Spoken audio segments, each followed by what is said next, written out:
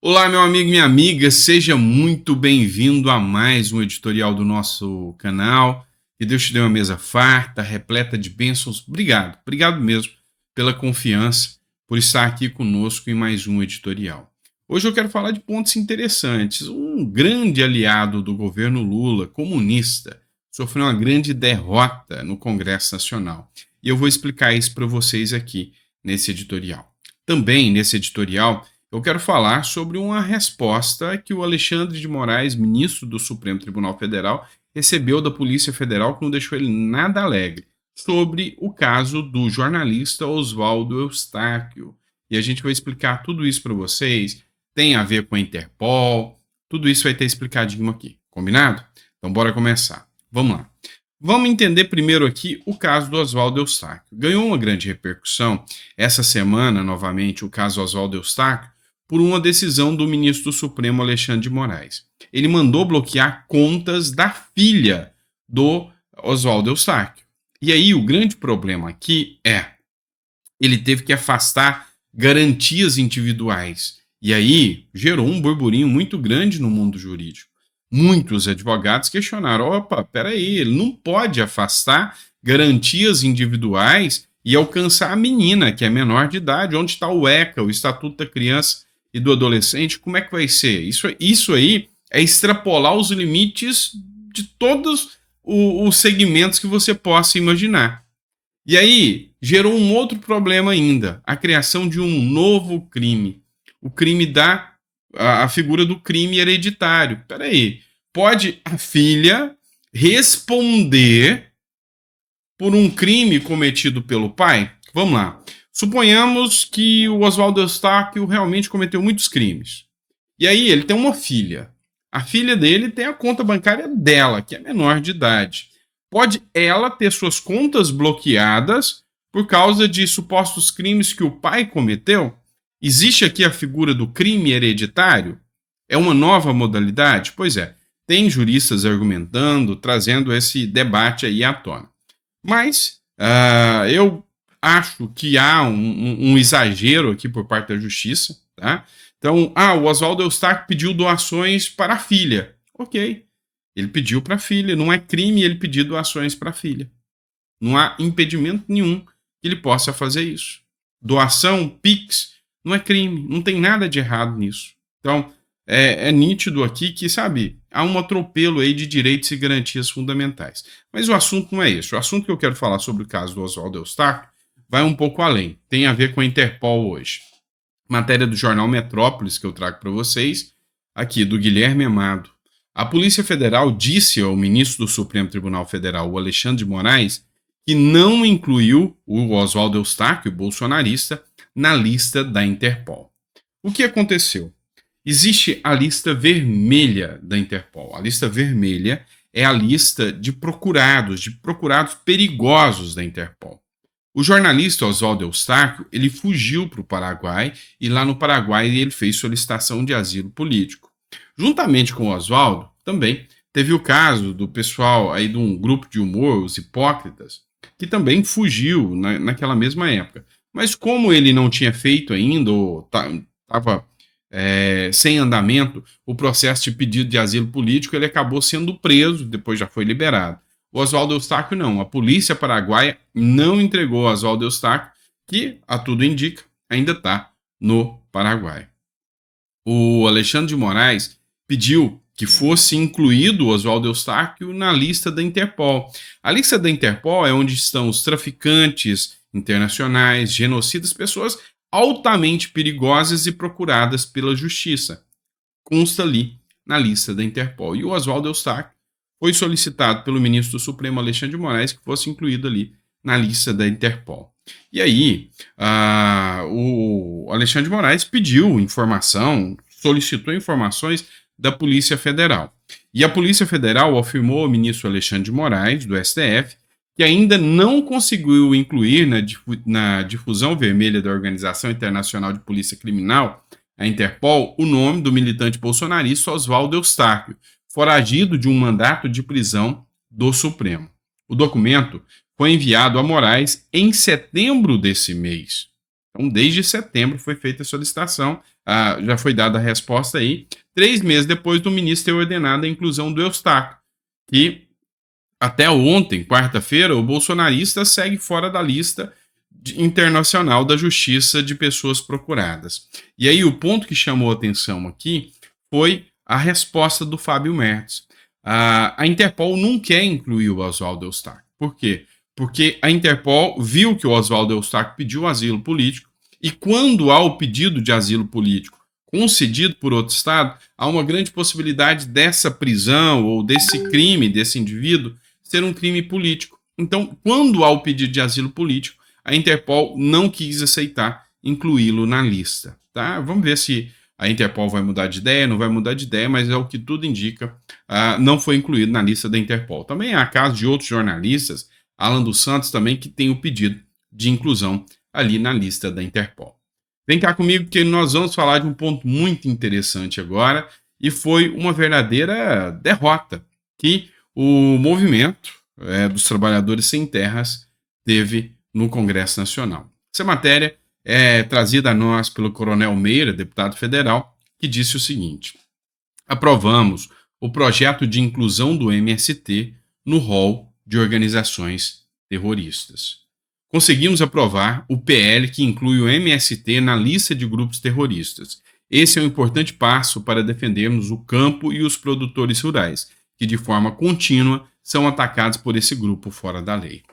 Se esse projeto ainda passar pelo Senado, tem que passar pelo Senado, outras comissões também, esse projeto coloca o MST como um grupo terrorista.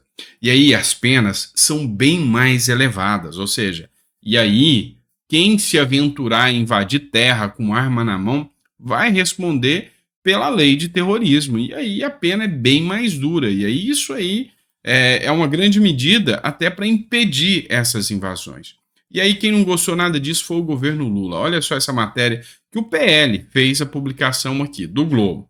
Invasões do MST são instrumento legítimo de pressão, diz ministro do Desenvolvimento Agrário. Ou seja, o ministro do Desenvolvimento Agrário, que tem a função ali de estar fomentando o agronegócio, defendendo o agronegócio, está defendendo o MST. PL Nacional fez a seguinte publicação: o ministro do PT defende abertamente as invasões do MST.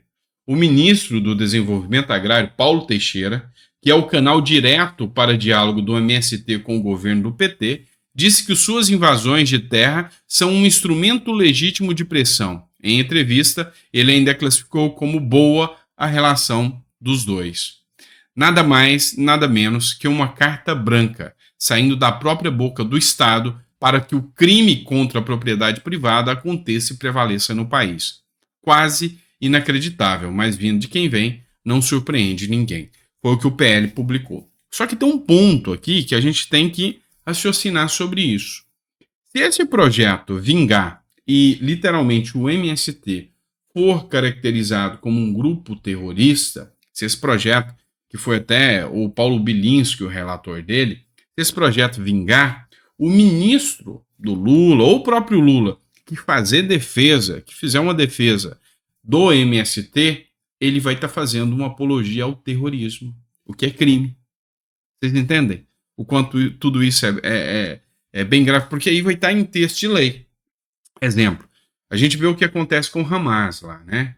Lula não caracterizou, aqui no Brasil ele não é caracterizado como terrorista, mas uma vez que fique caracterizado aqui, tanto o grupo Hamas quanto o MST como grupo terrorista, e, por exemplo, acontecer a mobilização que está acontecendo aí de partidos de esquerda pró-Hamas, ou mobilização do MST, deputados defendendo o MST abertamente, esses deputados responderão por apologia ao crime de terrorismo, porque o MST pode ser caracterizado como terrorista se esse projeto vingar. Vamos torcer para o projeto vingar para isso andar, né?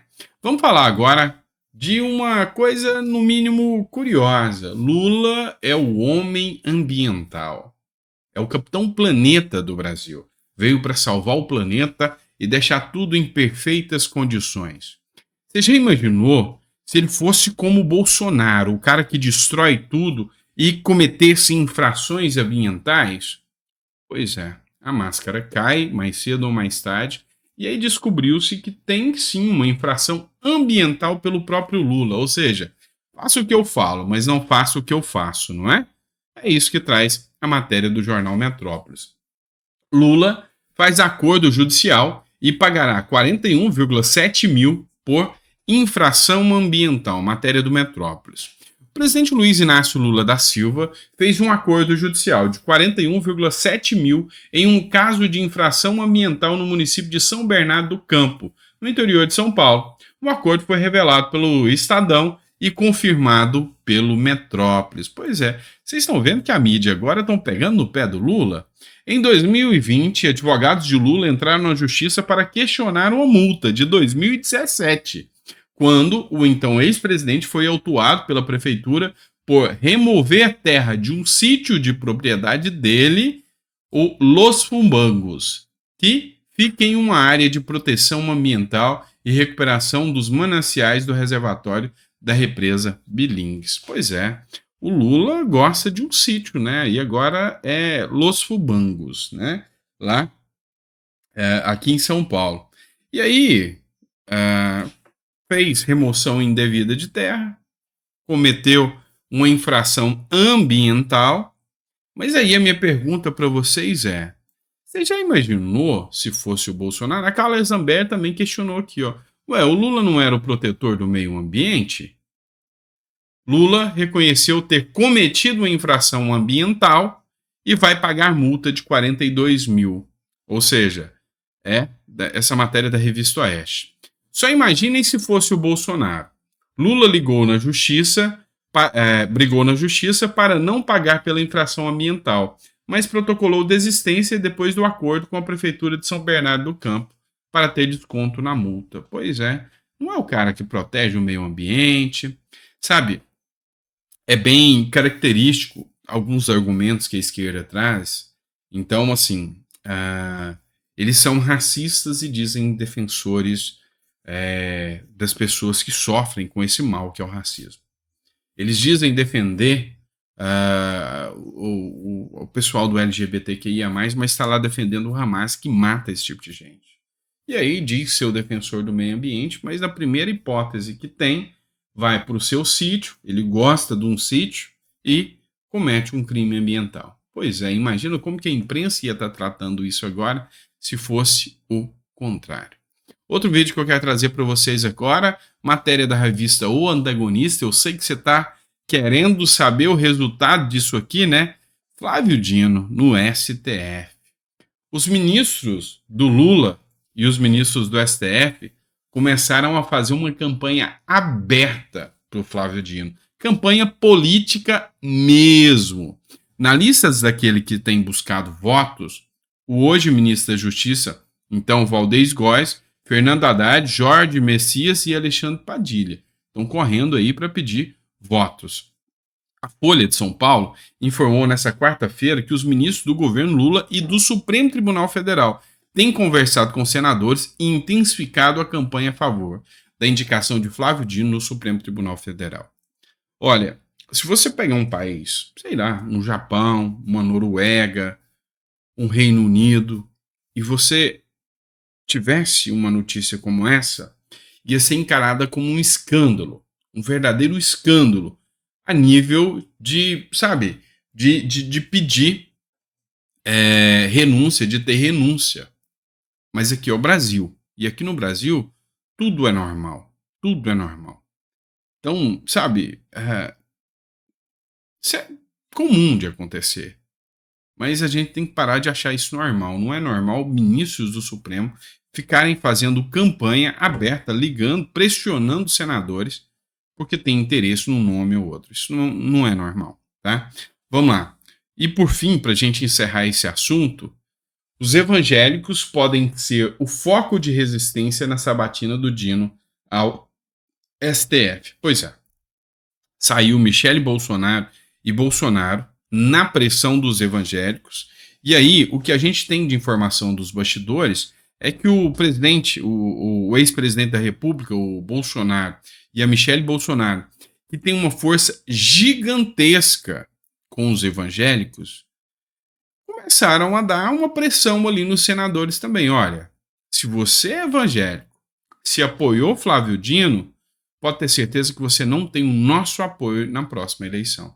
E aí ontem vazou um áudio do Magno Malta, que eu publiquei para vocês, de um pastor pedindo voto para o Flávio Dino. E o Magno Malta deu a resposta, e aquela resposta é a linha de raciocínio do Bolsonaro e da Michelle. Pastor evangélico que estiver dando apoio ao Flávio Dino, não vai ter apoio depois. Tá? Não vai ter apoio do Bolsonaro. E aí você imagina um pastor que se tornou ali senador da República tendo que ir para a rua pedir voto com o Lula. Não vai dar bem, né? Não vai dar certo. Então, esses pastores evangélicos, se quiserem votar no Dino, vão ter que ir para a rua pedir voto, para pedir reeleição com o Lula. É melhor estar com o Bolsonaro para agradar a ala evangélica, não tenha dúvidas disso, tá bom? É isso, pessoal. Espero que vocês tenham gostado do nosso editorial. Se ficou até o final, coloca no comentário e a gente volta com mais conteúdo para vocês. Um grande abraço, fiquem com Deus e até o próximo vídeo.